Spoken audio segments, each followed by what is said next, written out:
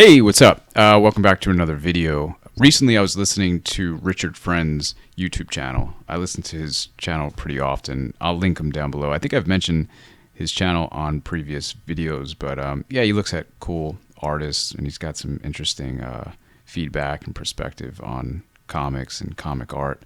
But anyway, he was mentioning that the Kubert School, the Joe Kubert School, has a YouTube channel. And they're releasing all the footage from their correspondence club that they used to have. They used to do like a correspondence program where you would get a VHS in the mail, and then you would have to do the homework based on the lessons on the VHS, mail it back to the school.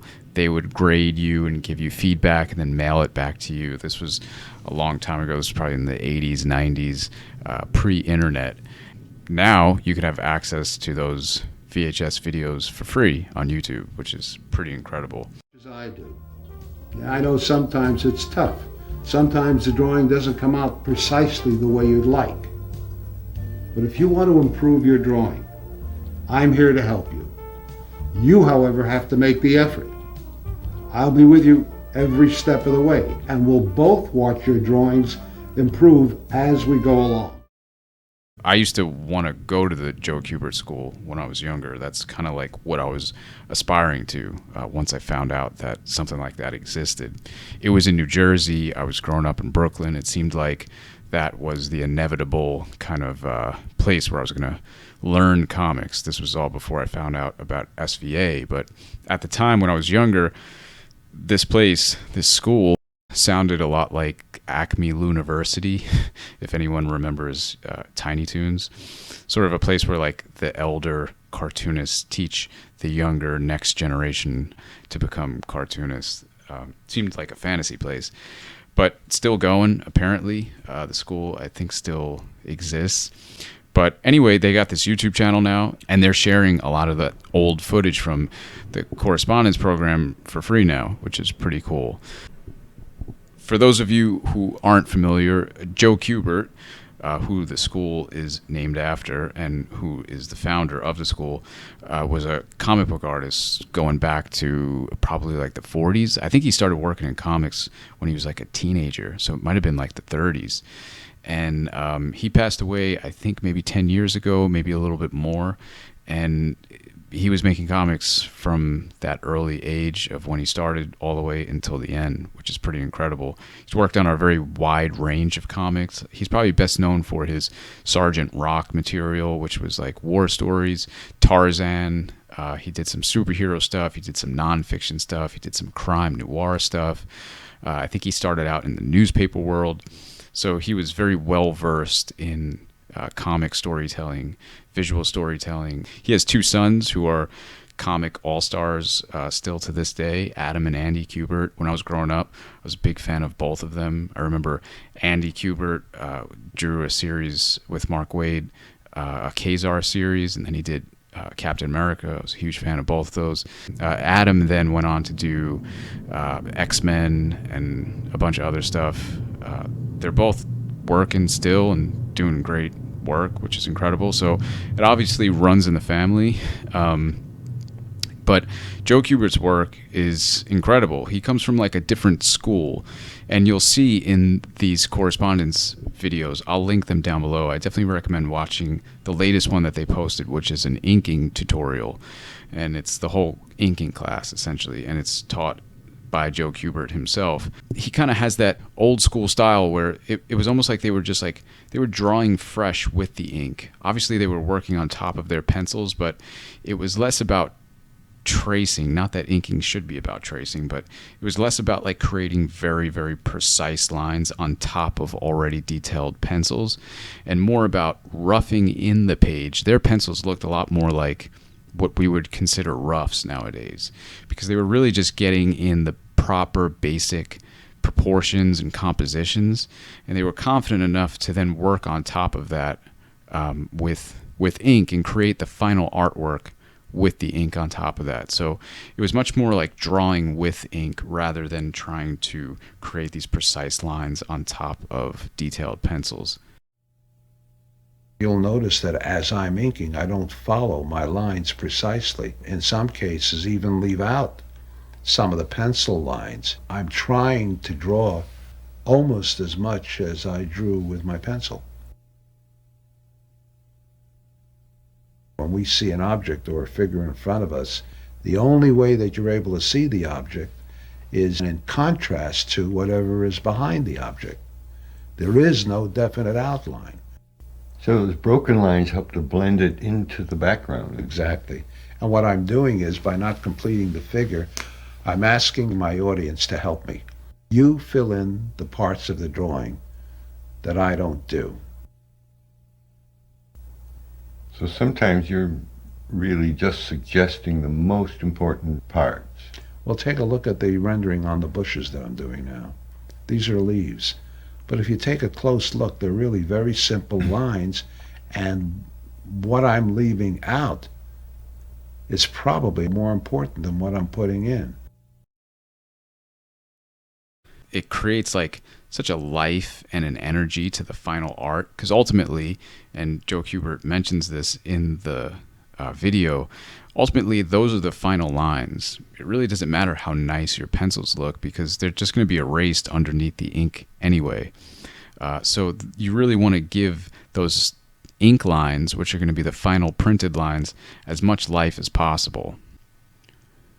And he talks about like thinking about the thing that you're inking while you're inking it.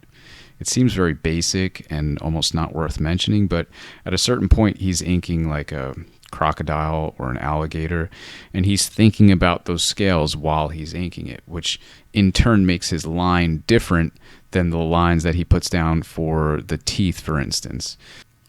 I think when we're inking, sometimes we can get a little bit lost in the details and a little bit lost in trying to control those lines and make them as slick and perfect as possible, rather than just letting what's going to happen. Obviously, you want to be intentional with what you're inking, but you also want to let the brush do what brushes do, and you want to let the pen do what pens do. So, for instance, a very basic approach would be, more of the mechanical, straight edge stuff. You let a pen do stuff like that. And then the more organic, kind of natural, lively lines, you let a brush do that. That's on the most basic level, but still, that's sort of the overall approach. And in this correspondence video, Joe Kubert really gives, I think, a very precise, simple, almost like academic breakdown of what the tools do, how to use the tools. It's very simple, but it's very to the point and clear. I think sometimes nowadays we could get a little bit too caught up in the weeds of like over analyzing what something can do. We have so many different options and so many different like brush presets when we're working digitally. It's more important just to kind of limit what your materials are, know exactly what they do, and then try to get the most out of each one of those tools. And that's one of the things that he stresses in the video, is that inking is really a matter of just practice. It's getting used to it. It's making the mistakes. It's doing it over and over again until it becomes natural to you. And then once you understand the tools and get comfortable with the tools, out of that will then come a style. But it's a little bit hard to just go into it and try to have a style with it. And then once you do enough of it, a style then starts to kind of come out of it. And watching him ink is such a treat. It's amazing. It's almost like he's just drawing with the ink. He's creating a new image on top of the penciled image underneath. He's not trying to be so careful and trace those lines underneath. He's really just creating that new image, which is going to be the final line work anyway. And I think about artists like him and Neil Adams and John Buscema, and there's another artist that I like, Jordi Bernay. They kind of just have that style where it just feels like they're just drawing with the brush, or they're drawing with the nib. It's the combination of all the different varied lines that they put down that at the end of it creates this beautiful black and white comic book page.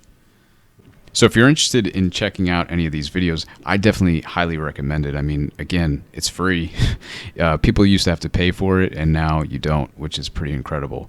I've mentioned this in previous videos, but the idea of paying for an art education nowadays seems harder and harder for me to kind of understand, especially when you're doing stuff like cartooning and illustration, even graphic design.